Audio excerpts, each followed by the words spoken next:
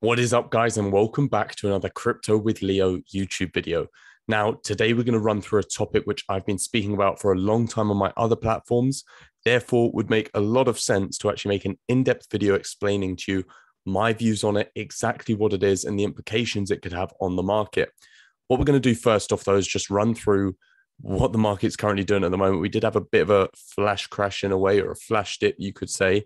However, this is nothing we didn't expect. And this is literally what we said in the last video. I mean, as of right now, we're having Bitcoin sitting around $65,500, which is awesome, up 5% for the week. Ethereum still sitting around its all-time highs as well.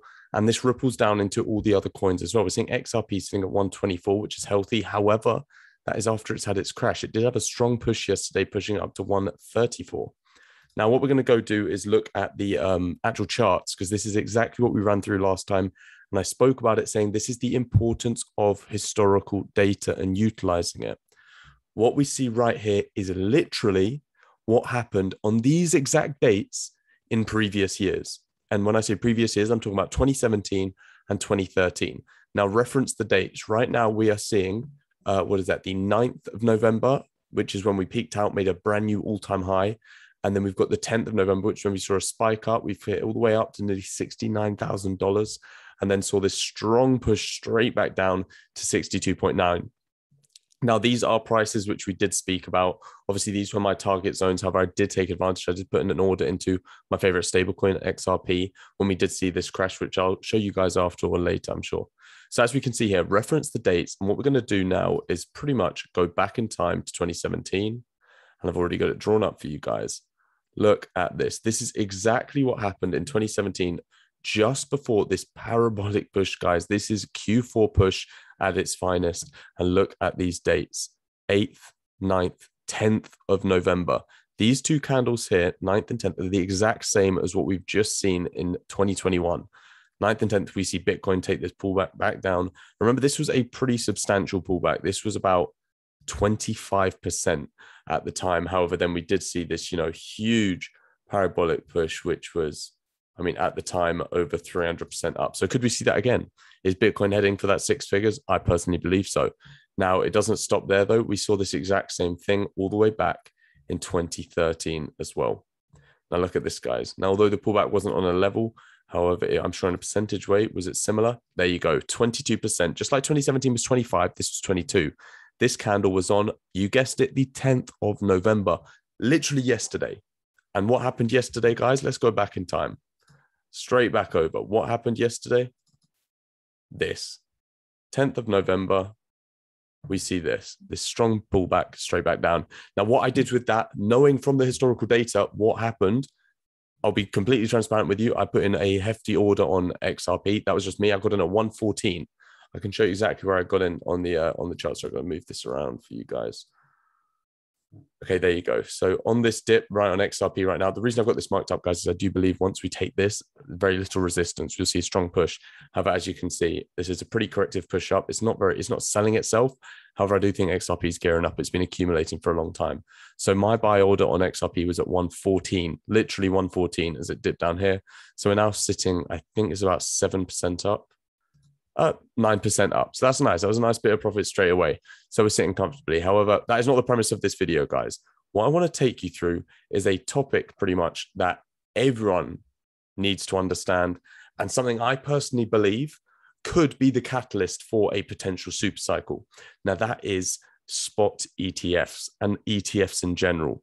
Now, what we're going to do in this video is I'm going to break down everything you need to know about ETFs so you can walk away. Someone asks you about it, you know what to say about ETFs, to put it plainly.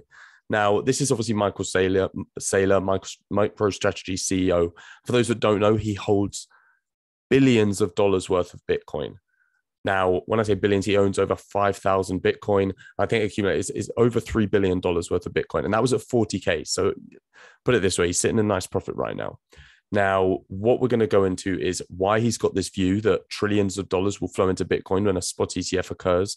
And why it goes even further, why Bloomberg are saying that billions or trillions of dollars, it has the thing, not billions, guys, trillions of dollars will flow into Bitcoin when this ETF gets launched, and talking about spot ETFs, that is.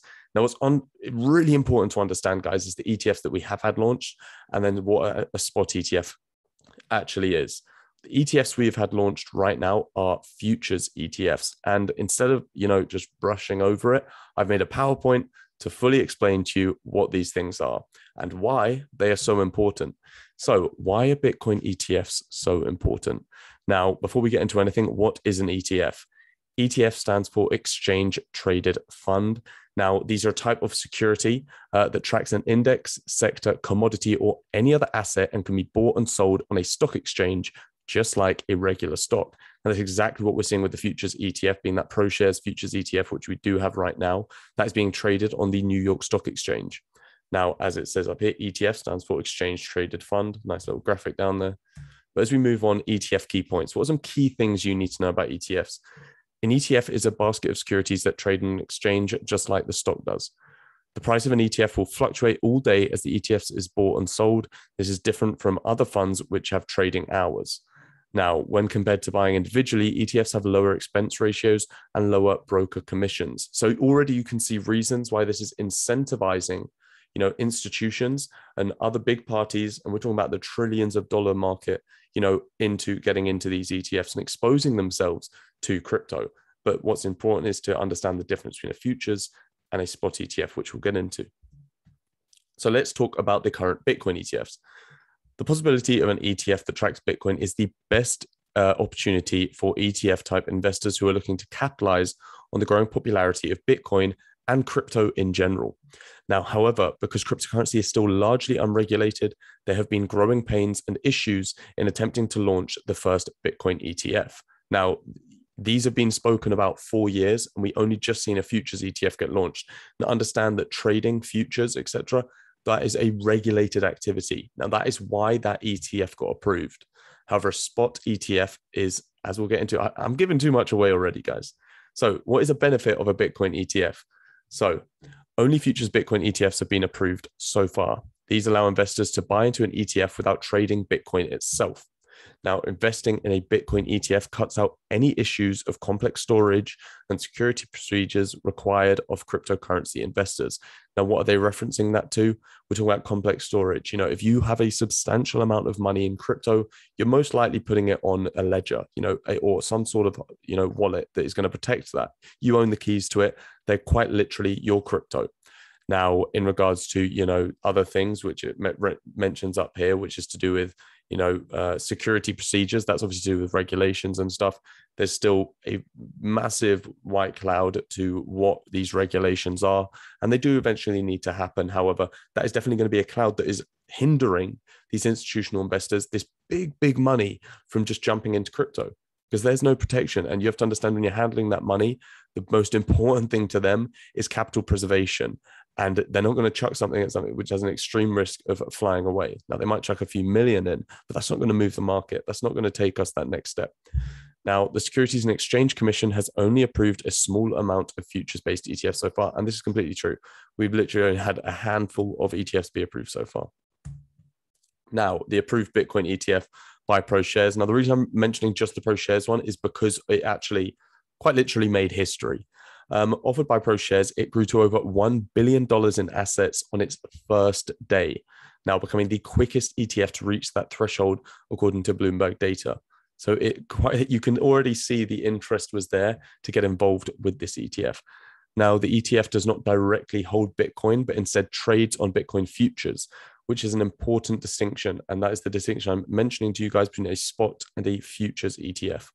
Therefore, the fund lets investors buy into Bitcoin without actually buying on a crypto exchange.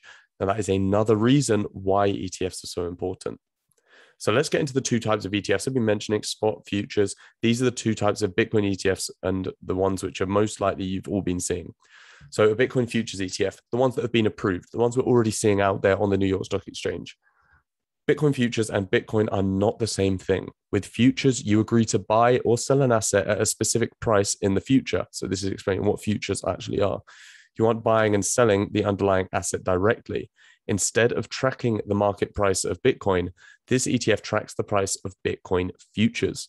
The ETF's value is derived, in essence, from the price movements of Bitcoin futures. In this case, the ETF's issuer must hold positions in the Bitcoin futures market and tie the ETF's price to those Bitcoin futures contracts. So slightly confusing, not the most convenient thing. You can already see this thing is not directly correlated to Bitcoin, but quite literally the futures trading that goes on in the background. So that is why this has not had, that desired impact which everyone wanted to see. And I think it did obviously spark something because, this was definitely a huge catalyst that we saw pick the market back up when the news came out. However, it is not having that impact. You'll know when the impact happens, and that is when spot ETFs come into it. So let's break down what they are. So Bitcoin spot ETFs. The same is true for Bitcoin ETF. With these, you tie the price of the Bitcoin ETF to a Bitcoin stash. Therefore, this ETF is quite literally backed by physical Bitcoin. All the company needs to do now is to make sure it has enough Bitcoin on hand to back up the value of the Bitcoin ETF.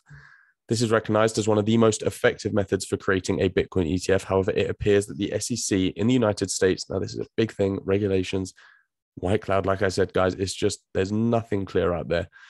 It appears that the SEC in the United States has been less than enthusiastic about the idea of a physically backed Bitcoin ETF. This all being because of the current lack of clarity surrounding cryptocurrencies in general. Now, this is what we're talking about. I can already imagine the controversy that would kick up if a spot ETF did get approved. So I've got two aspects of this to look at. I can understand the controversy that can be picked up, but also understand the impact, the catalyst that this would be if a spot ETF got approved. So I think, there's pluses and minuses. That obviously the negatives being, where did Bitcoin's free pass come from? Why has this suddenly got absolute clear regulation and it's allowed to be traded as a spot ETF, physically backed, and the institutional investors are jumping into it? Whereas why have all these other countries not got that? Other currencies, not got that. So that's just one of the aspects. But then the other thing is, the money that will flow into a spot ETF, something that's physically backed by Bitcoin, and its price will match 1-to-1. It will track the price or mimic the price of Bitcoin. That is what is really going to attract people. Now, what I do potentially see this happening, if Bitcoin ETFs got approved, and this is spot ones, I do potentially think that we could see somewhat of a prolonged cycle. However, guys, with the current state of regulations through the SEC, etc., I don't personally think we are going to see a spot ETF get approved in the near term. Now, I'll get into dates and what we do have coming up in regards to them. That's just my opinion. Now, I would love to be proved wrong, guys. Like I just said, the impact this will have will be huge. However, that's just my opinion. Now, why ETFs are important. So this is why they're actually going to have an impact. Why do I keep saying they're going to be a catalyst, etc.? Investors don't have to bother. And when we're talking about investors, remember, this is institutional investors. These are the trillions of dollars that we've spoken about. Investors don't have to bother with security procedures associated with holding Bitcoin and any other cryptocurrencies. So that's to do with, because you're actually holding the physical asset, you're holding an ETF, something that mimics it, you're not going to be liable for those security laws, etc. Now, and also for it to be approved, we have some form of clarity towards it as well. So that's going to help them as well. So there's also no need for cryptocurrency exchanges in the process. Investors can just buy and sell the ETF through traditional exchanges and markets. So what is important about that is you have to understand, with these guys moving large amounts of money, like we complain about fees now. And, we're moving thousands, tens of thousands, maybe hundreds of thousands through these exchanges. And we're complaining, as in personally, and we're, complaining about the fees now. Like, these guys are moving millions. So suddenly, that 10% fee actually adds up to something pretty not what you really want to be looking at, to be honest, especially if you got that kind of money. Like, I think even if you do have that money, you're still going to care about that. Those fees are suddenly going to, tenfold, and they're going to become a lot worse for you. So that is another reason. It adds simplicity to it. They don't have to deal with these exchanges, which obviously do have security risks in general themselves, but also in just the fact, the inconvenience of them. So they also allow you to hedge against Bitcoin through short selling your shares. So obviously this allows these, institutional investors, which they love to do, manipulate the market in some sort of way. They can short sell those shares and obviously profit both sides of the market. And then the most important point is that ETFs are much better understood across the investment world than cryptocurrencies. And that's what the point is. They're going to, this money, this old money is going to look at these and go, I understand the ETF. This is an ETF. And I can look at literally the data. That's all they have to look at. The data that on average, Bitcoin goes up hundreds of percent per year on average over the past 10, 12, 13 years. That's what they're going to be looking at. And that is what's, going to move their money and think, I know what an ETF is. I can see the data that this is an appreciating market. Let me jump in. So guys, that completely breaks down everything you need to know about ETFs. You now know how to differentiate between what we currently have and what is actually going to have an impact on the market. And you also know why it's going to have an impact on the market. So I'm glad I was able to take you through that. Now, we do have some very interesting dates coming up, and that is this right here and this list, which is obviously, I've got one here as well. So basically, the crypto ETF, this is a list of all the spot ETFs currently awaiting approval by the SEC. The next big date is the 14th of November, so literally 3 days away from now. And that is where we'll get a result on the VanEck spot Bitcoin ETF. And it will either be approved or denied by the SEC. Now, sadly, like I said, my opinion is that this will get denied. And like I said, guys, I'd love to be proved wrong, because I think if that is the case, that would almost like be the perfect catalyst. As if we jump back in time, like I said, that'd be the perfect catalyst for a move like this, like we've seen in 2017, and then relative to what we saw in 2013. I think that would almost just work strangely perfectly. But that's in a perfect world, guys. Everyone knows we do not live in one of those. So moving on, this is the list. So as you can see, we have a substantial amount of, spot ETFs currently awaiting approval. All of these, if they were to get approved, guys, that'd just be exciting. But as we can see, where is it? The VanEck Bitcoin Trust currently awaiting approval. It should say here. Yeah, here we go. 14th of November, 2021. So that is literally in the next 3 days, guys. So that is all the news you need to keep up to date with in regards to that. Like I said, guys, do not fall back. Always understand and keep an eye on historical data, because that is exactly what, where is it? Let's get to Bitcoin. It's the historical data that showed us this dip was going to happen, and then I was able to capitalize off it. Now, like I said, from a TA point of view, could we see it fall a bit lower? I wouldn't be surprised if we did see it fall a bit lower. I mean, from this, what did we see? Remember, the average was around between 22 and 25% that we saw of the dips in the 2017 to 2013. So what did we see here? That was an 8%. So average, if we did, I mean, this actually would make sense as why people are getting that number of seeing it fall into the 50s. Personally, for me, I think we'll see it at most drop down into the high 50s. That'd be in a perfect world. So yeah, let's just see what happens, guys. Understand Bitcoin ETFs, understand and keep an eye on this date coming up, the 14th of November, because that could be some very exciting news. But I hope you enjoyed this video, guys. Make sure to subscribe. Leave a comment on videos you do want. I think I have written a list down. So we have crypto tax, a video on that coming up. And obviously, definitely, I want to be running through an in-depth video breaking down fully everything you need to know about the XRP liquidity hub that has just been launched.